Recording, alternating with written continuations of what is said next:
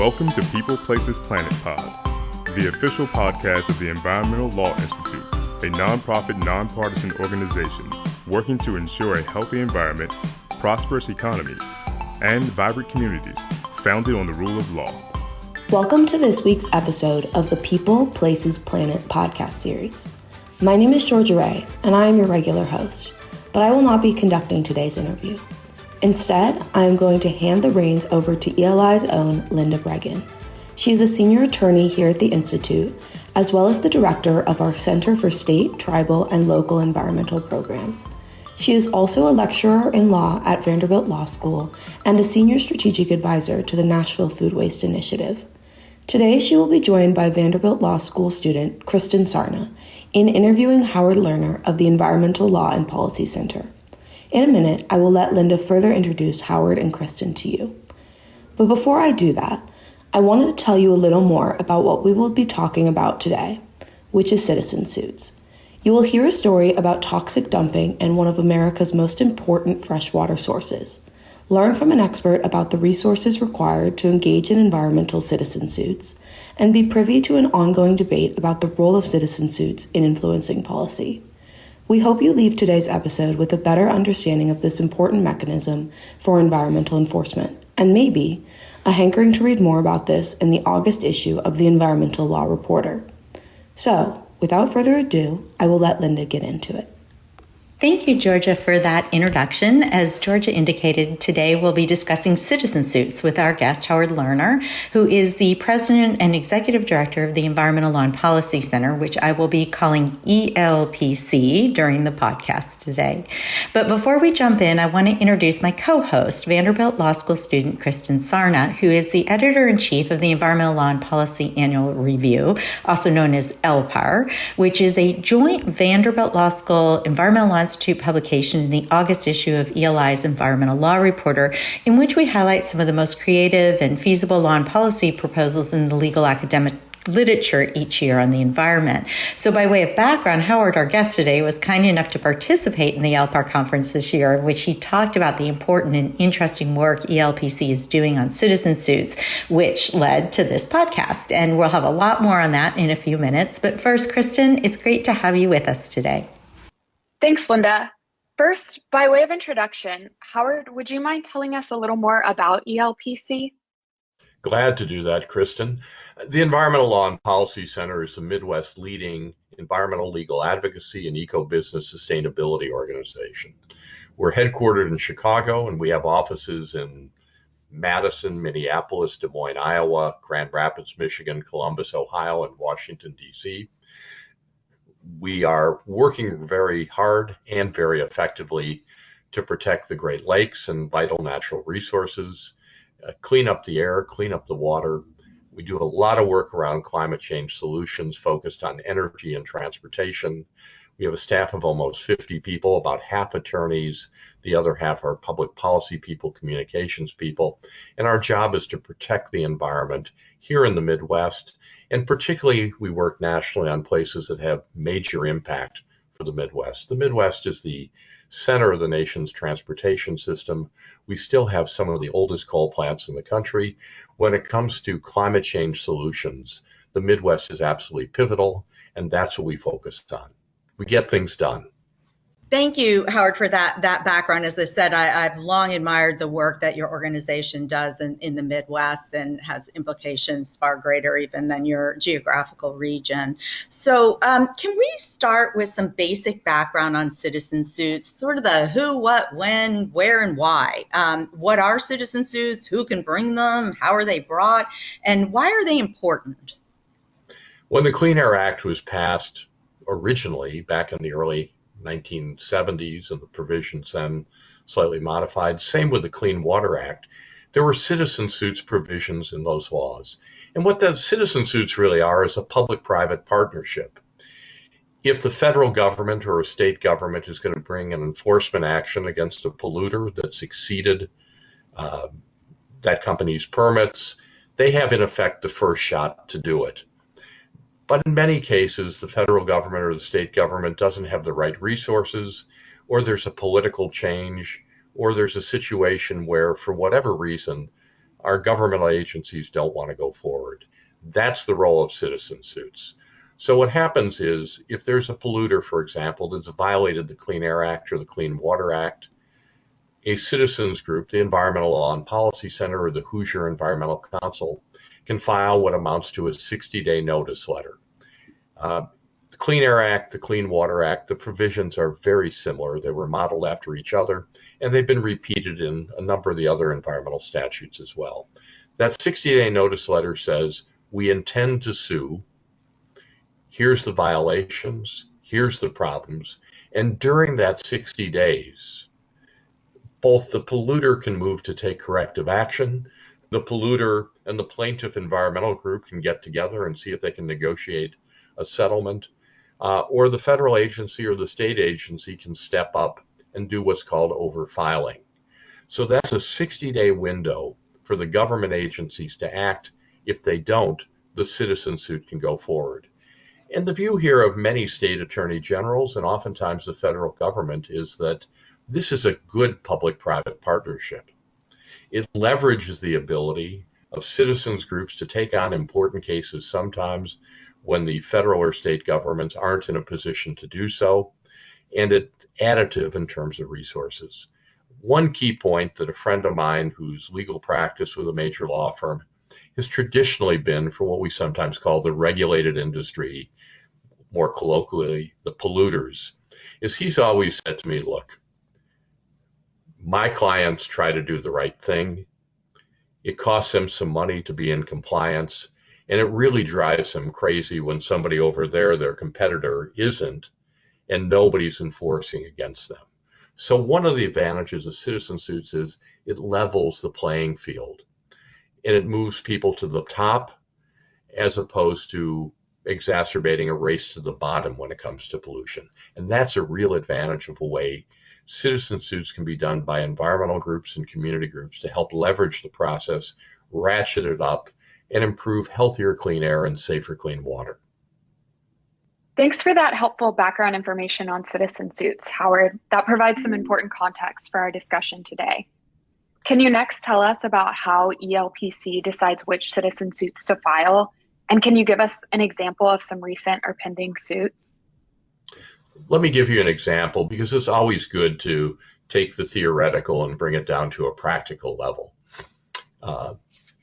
ArcelorMittal, it's now owned by Cleveland-Cliffs, has a very, very large steel mill in northwest Indiana, right on the shores of Lake Michigan. As everybody probably knows, the Great Lakes, largest freshwater body in the world, supplies safe drinking water to 42 million people in 8 U.S. states and 2 Canadian provinces. This particular steel mill is right next door to the Indiana Dunes National Park. And that's a park that has about 7 million people within a 50-mile radius. It's one of the top dozen parks in the country in terms of visitors. Everybody in Indiana, everybody in Illinois, Southwest Michigan loves the Indiana Dunes. Well, what happened a couple summers ago is all of a sudden on a Friday, about 3,000 dead fish showed up in Lake Michigan. What turned out to have happened is a couple days earlier, ArcelorMittal, Cleveland-Cliffs, had put excessive amounts of cyanide and ammonia out of their wastewater treatment system. It went into the east arm of the Little Calumet River and then into the lake. And the company didn't tell anybody. The public agencies apparently didn't know. The public didn't know until 3,000 dead fish show up in the water. The drinking water intake pipes were closed. The beaches were closed at the Indiana Dunes National Park and nearby. And this is something that when it comes to the public, everybody loves the Great Lakes. The Great Lakes is where we live, where we work, and where we play. So the Environmental Law and Policy Center looked at what's happening here. This is ammonia and cyanide leading to contamination, dead fish, natural resources problems, safe drinking water problems. We did a little bit of investigation of the facts. It became clear what had happened, and we eventually filed a very detailed 60-day notice letter to ArcelorMittal saying, this is our notice of intent to sue under the Clean Water Act. We discussed this with the federal agencies. We discussed this with the Indiana Department of Environmental Management. For whatever combination of reasons, under the former administration, the Trump administration, EPA did not step up to act within 60 days. The Indiana Department of Environmental Management did not bring an action. So about 61 days later, the Environmental Law and Policy Center and the Hoosier Environmental Council brought a Clean Water Act citizen suit enforcement action in the U.S. District Court for the Northern District of Indiana. All right, so that's a good example of a case. Ultimately, a couple of months ago, the Environmental Law and Policy Center, Hoosier Environmental Council, the federal government came in, the Department of Justice on behalf of EPA, the Indiana Department of Environmental Management came in, and with the federal and state co-plaintiffs, the Environmental Law and Policy Center and the Hoosier Environmental Council, in a parallel case where we were plaintiffs, Cleveland Cliffs, we negotiated a very detailed consent decree. The result of that is a tremendous amount of injunctive relief by which Cleveland Cliffs needs to improve its equipment and operating procedures so it's less likely to be releasing excessive amounts of ammonia and cyanide into Lake Michigan going forward. $3 million of civil penalties, a number of environmentally beneficial projects, including 127 acres of property that ultimately will be transferred, we hope, for use and enjoyment in the Indiana Dunes National Park, and about $1 million of attorney's fees. So now that you understand what this case is about, let me back up to how the Environmental Law and Policy Center assessed the case. First of all, it meets the standard of being really important. We're concerned about protecting Lake Michigan, the Great Lakes. We're concerned about protecting safe drinking water supply. We're concerned about protecting the Indiana Dunes National Park. So when we heard about excessive amounts of cyanide and ammonia being pumped into Lake Michigan, 3,000 dead fish, this met the standard of this is important. Secondly, as we began to look at the facts, we realized what was really going on here, how it happened, what the circumstances were. We reviewed the company's permits, and it was very clear, based on the company's own discharge monitoring reports and its own permits, there were excessive violations. We looked at this in terms of, all right, are the federal government or the state governments likely to step up and act?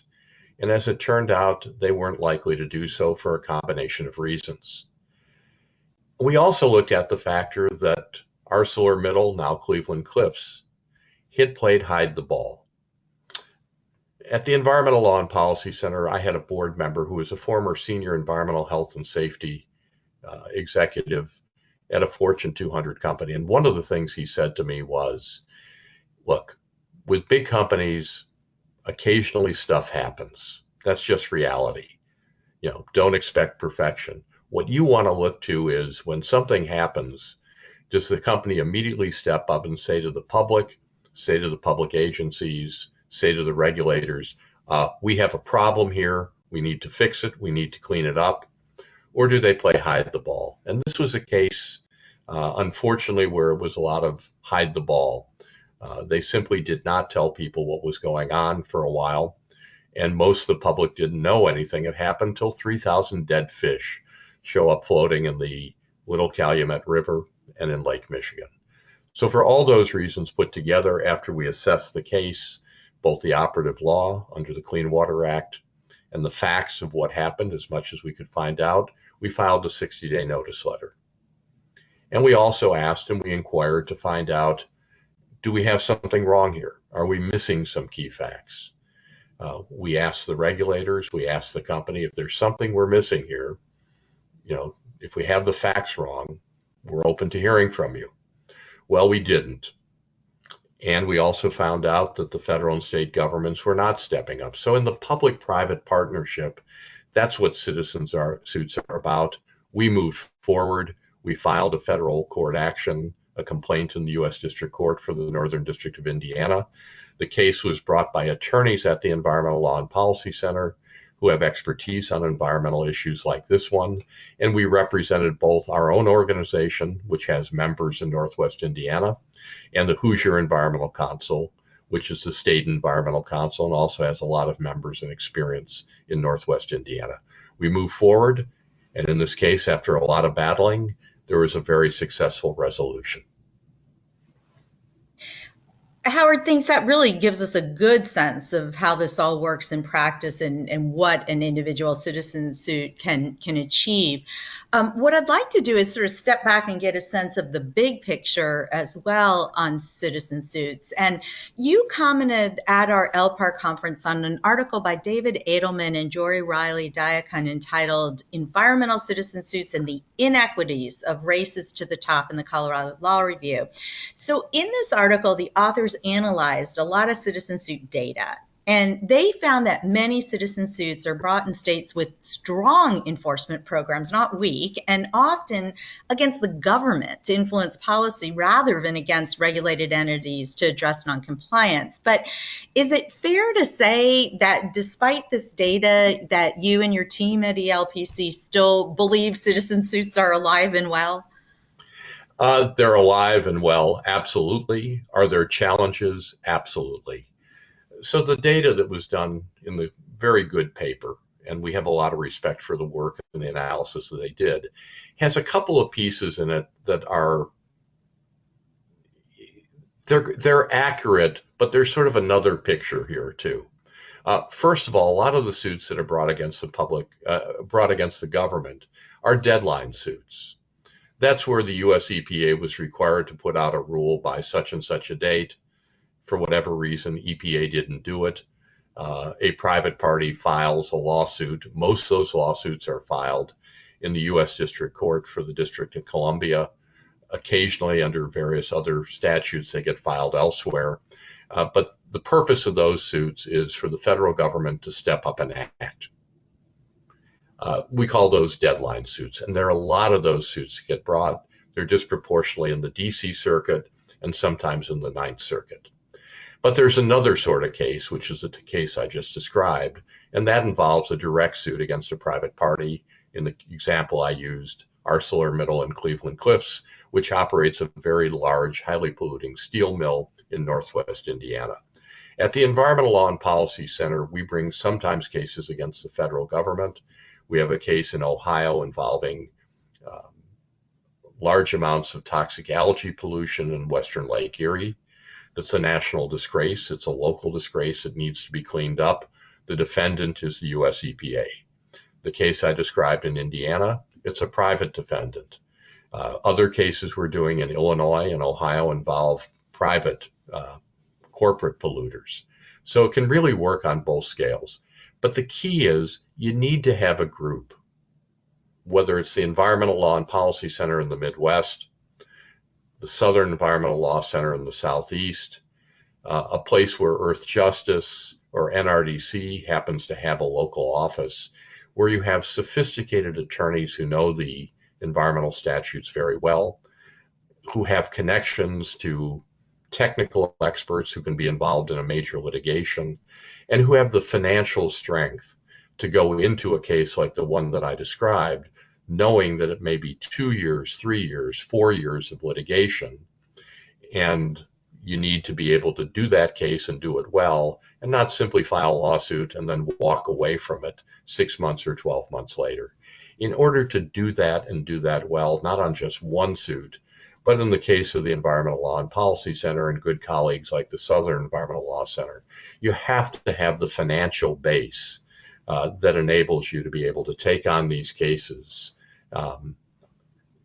when the facts justify, when they're important, when you think you have a good theory, and be able to do them and have the stick-to-itiveness so you can do that case over the amount of time it takes to do it well, and hopefully win. And not every group has the ability to do that. The sophistication in terms of the litigation capacity, the access to and ability to hire technical experts, and then the financial base to be able to do these cases and do them over time and do them well. Thanks, Howard, for that big picture sort of landscape perspective on citizen suits. Do you have a sense of just how widespread non-compliance is? And does it vary by type of law or type of pollution, by industry, geographical region? I'm also interested in what you think are the key factors driving non-compliance. We've really seen mixed performance. When the Environmental Law and Policy Center and good groups like the Environmental Integrity Project take a look at how much compliance there is with clean air, clean water laws, for example, it's really a mixed bag. There are a number of large, sophisticated companies that are doing it right and doing a good job. There's some smaller companies that are doing it right and doing a good job. And there are some large and small companies that simply are not. And that's unfortunate.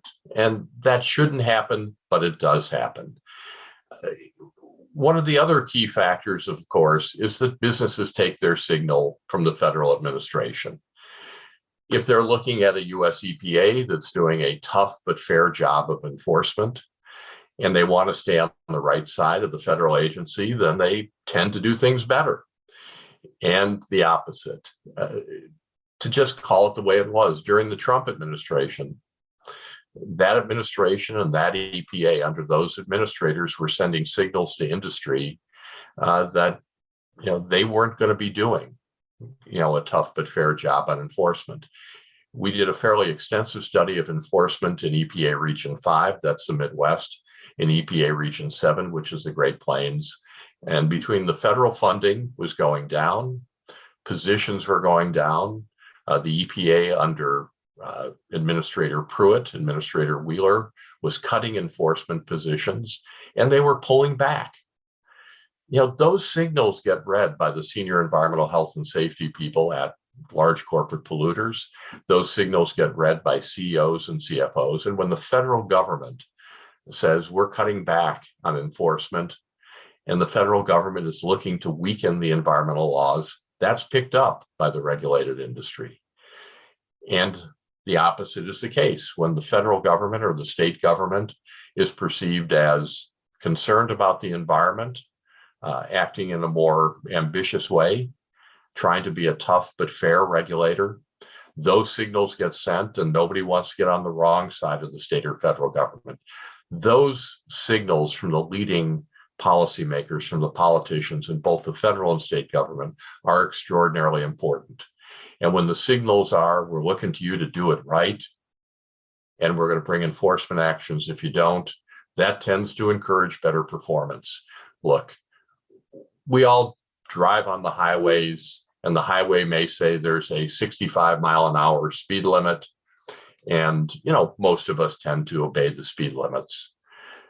If we know that there's some cops, some state police along the road with radar guns, I just think people are a little more careful. They tend to stay within the speed limit than if they hear that, there's nobody out there enforcing. That's human nature. That's business practice. So getting those signals right from the federal and state governments is very important in terms of the actual compliance and actual environmental performance that we see from the regulated industry, especially the larger companies. Well, sure, that makes sense that signals from EPA and state political leadership are a key factor, and also highlights the importance of citizen suits for filling gaps. Before I hand it back to Kritsen for some last questions, I also wanted to ask Howard if technology is changing the dynamic. It's so much easier now for citizens to detect noncompliance. They can check on their community's air and water quality using relatively inexpensive monitoring devices. I know I have a small air monitor in my kitchen, which often lights up red when I cook on the stovetop. And citizens can also more easily report what they find using their mobile phones and other devices. So can citizens use this data as a basis for bringing citizen suits? And as an aside, should governmental entities use data that citizens collect? So I know that's a lot of questions, but you get the gist of it. Is the landscape for citizen suits changing as a result of new technologies? It is. Technology is enabling much better citizen science. And I'll give you the obvious example. 8 to 10 years ago, The only air quality monitoring that was really being done was by the US EPA. They used very large stationary monitors. They were the size of basically a truck, and they couldn't be moved, or they'd be put in one location, then they could be picked up and moved, but they were stationary. And they're expensive, and really only research labs, maybe a university, the government could afford those. The Environmental Law and Policy Center began to get into citizen air quality monitoring. And the air quality monitors for evaluating particulates began to be about the size of a trash can. Then they became the size of a backpack. And now the handheld air quality monitors are about the size of a digital camera, a cell phone or two put together. They're mobile. They can be clipped to a day pack. They can be clipped to a bicycle. Somebody can clip it to their belt and walk around. And what it gives is contemporaneous good air quality data when it comes to things like particulates. There are also some stationary monitors now that are much more flexible. They're smaller, they're affordable, they can be used. Right now, that data is really good, what I'll call indicator data. What it tells you is if you have a concentration of, say, PM 2.5, small particulates in an area, then you look and say, okay, where's that coming from? Maybe that's a bus stop. There are a lot of city buses going by a particular location, and the buses are idling for a long time. Maybe there's an industrial plant across the street. Maybe there's a truck yard or a warehouse that has a lot of diesel trucks that are idling. So what it provides is very good indicator data that enables one to say, let's go to EPA, let's really check this out, and let's find out if there are violations here. It's to be tested whether that sort of citizen science air quality data will stand up in court. It certainly stands up in the court of public opinion. The same is the case in terms of water quality monitoring. It's getting much, much better. It's getting much more accurate. And I think we're going to be in a position 2 to 5 years from now where citizen science on air quality monitoring and water quality monitoring is going to empower local groups with sophisticated attorneys and technical experts working with them to bring Clean Air Act and Clean Water Act enforcement cases. And that's going to help not only level the playing field, it's going to enable a much more active, engaged citizenry. And we always say this, both in the court of law and in the court of public opinion. You know, no business wants to be labeled publicly a serial polluter. That in today's environment, that in today's world of public policy, that in today's world of public interest is not a good thing for any business. So the court of public opinion here matters, and certainly that citizen science data using new modern technology for air quality monitoring and water quality monitoring can play out in the court of public opinion and increasingly in the court of law. It seems technology is one aspect of the path forward for citizen suits. Looking to the future of citizen suits, are there any changes to laws or agency enforcement approaches that are needed to more fully realize the potential of citizen suits to achieve environmental protection? There are a couple of things that are absolutely key. First of all, Kritsen, as I mentioned, different federal administrations tend to take a different position, both when it comes to enforcement priorities, when it comes to what to do when there's non-compliance, and whether they are helpful or not with regard to citizen suits. Keep in mind, there's a real unfortunate situation occurs sometimes where a citizens group will file an enforcement action or will file a notice of intent to sue, and then a federal or state government agency will come in at the urging of the polluter and overfile and try to take over the lawsuit. And there's some unfortunate history here of some very sweetheart settlement arrangements that were then challenged by the citizens groups and challenged by some of the local governments. So at the very first level, we would hope that federal and state agencies do an excellent job of monitoring and enforcement, act as tough but fair regulators, and then at the very least, if a citizen suit is brought, don't undermine it. Second, we see the things that happen in Congress at various points. Somebody files a proposed amendment to the Clean Air Act or the Clean Water Act to cut down citizen suits. Somebody puts a rider in appropriations legislation. I think there's at this point, 50-year history of citizen suits working very well in that public-private partnership. And the last thing we need to do is tinker with the statutes to try to cut it back. And the last thing we need is for the courts to be cutting it back. And, there's always somebody bringing a case to try to get, in today's environment, a federal district court or the Court of Appeals or the U.S. Supreme Court to cut back citizen suits. It's a vital public-private partnership. And finally, let's face it, there's something of a self-regulatory mechanism here. A group like the Environmental Law and Policy Center isn't flush with so many resources that we can go willy-nilly and take on lots of citizen suits because we have nothing to do. We don't have the budget to do that. Our attorneys are working, full out. So there's a self-regulating mechanism by which, whether it's the Environmental Law and Policy Center, Southern Environmental Law Center, Earth Justice, the Sierra Club, any of our other good colleagues, we look at these citizen suits pretty hard at the front end.